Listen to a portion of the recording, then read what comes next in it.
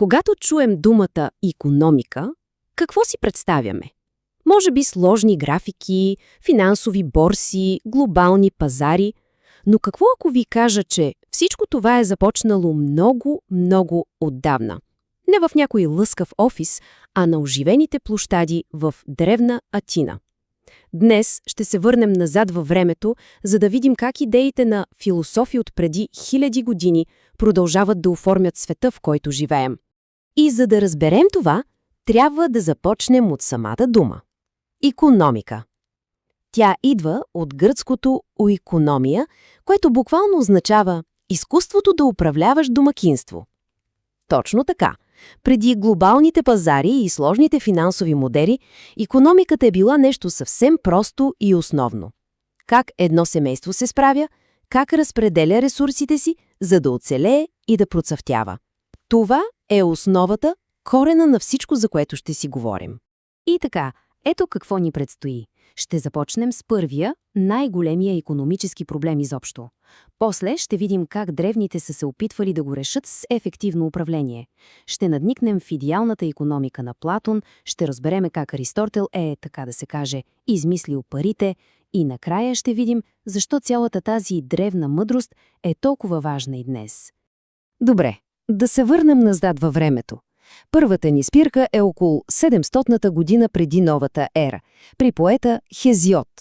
Той, разбира се, не се е мислил за икономист, но е уловил същината на проблема, който е в сърцето на цялата икономика, че никога няма достатъчно за всички. Тази вечна борба с оскъдността. Помислете само колко дълбоко е това. Хезиод на практика казва, че животът е труден по замисъл. Това не е просто някаква икономическа теория, а обяснение защо трябва да се трудим, да правим избори, да се борим всеки ден. Това е отправната точка на всяка икономическа мисъл. Фактът, че ресурсите са ограничени, а желанията ни, те са безкрайни. И тук Хезиод стига до едно наистина гениално прозрение. Той вижда, че съперничеството, или смутът, както го нарича, има две лица. Едното е лошото, разрушителното, войната за ресурси. Обаче има и друго, добро лице. Представете си двама гранчари, които се състезават кой ще направи по-красива ваза. Те не се опитват да се унищожат един друг, нали? Напротив, те се мотивират, стават по-добри. Ето това е искрата на прогреса, на иновацията, идея, която, нека си признаем, движи пазарите ни и до днес. И така, Хезиод ни даде проблема – оскъдността. Няколко века по-късно, около 400-та година пред нашата ера, на сцената се появява Ксенофонт. И той е практик. Той не търси решението в молитви към боговете, а в нещо много по-земно – ефективност и добро управление. Спокойно можем да го наречем първия мениджър в историята. Основната идея на Ксенофонт, която между другото векове по-късно ще направи Адам Смит известен, е разделението на труда. Той разбира нещо, което е колкото просто, толкова и революционно. Ако се опитваш да правиш всичко, най-вероятно няма да си добър в нищо. Но ако се фокусираш само върху едно нещо, имаш шанса да станеш истински майстор. И той илюстрира това перфектно. Представете си го така. В малкото село един и същ човек прави и обувки, и столове, и врати. Но в големият град, където има много повече хора, един може да се специализира само в шиенето на подметки. И какъв е резултатът? Естествено, много по-качествени обувки за всички. Гениално! Добре, от управлението на домакинството и малката работилница Платон прави огромна крачка напред. Той разширява мащаба до цялата държава.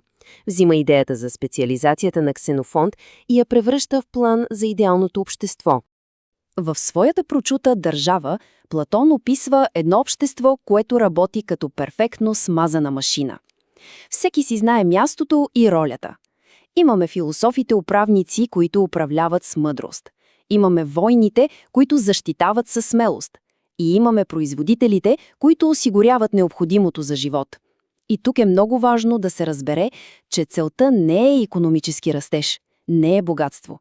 Целта е нещо много по-висше – справедливост и хармония в държавата.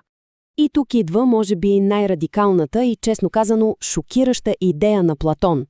За да предпази управниците от изкушението на корупцията, той им отнема нещо много основно правото на частна собственост. Представете си го само. Без лични домове, без лични пари, без лични амбиции. Цялата им лоялност трябва да бъде единствено и само към държавата.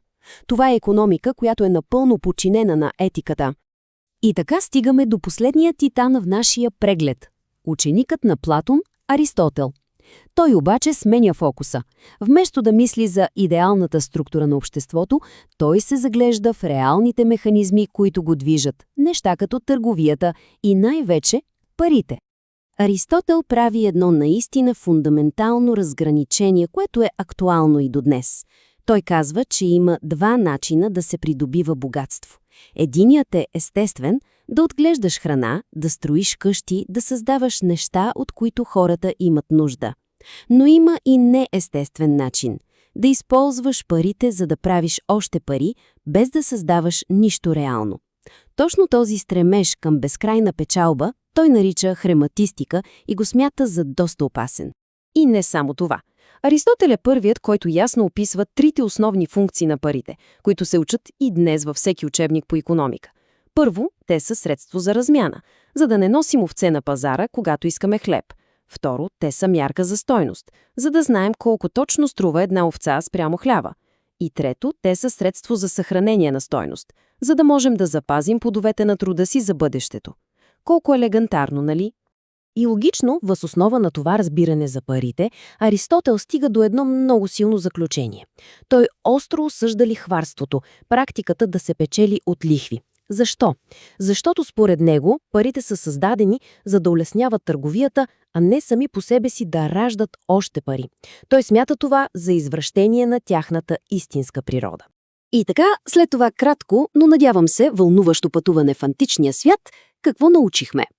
Нека да съберем всички тези идеи и да видим как те осветляват нашия собствен модерен свят. Проследихме целия път от осъзнаването на оскъдността при Хезиод, през търсенето на ефективност при Ксенофонт, идеалната държава на Платон, та чак до брилянтния анализ на парите при Аристотел. Те не са говорили просто за икономика, те са задали големите, фундаменталните въпроси, на които ние, хиляди години по-късно, все още се опитваме да намерим отговор. И това ни остава с един последен, но може би най-важен въпрос за размисъл. За тези древни мислители икономиката е била неразривно свързана с справедливостта, с етиката, с идеята за добрия живот. А днес, в нашия неспирен стремеж към растеж и богатство, дали някъде по пътя не сме изгубили тази важна връзка? Благодаря ви!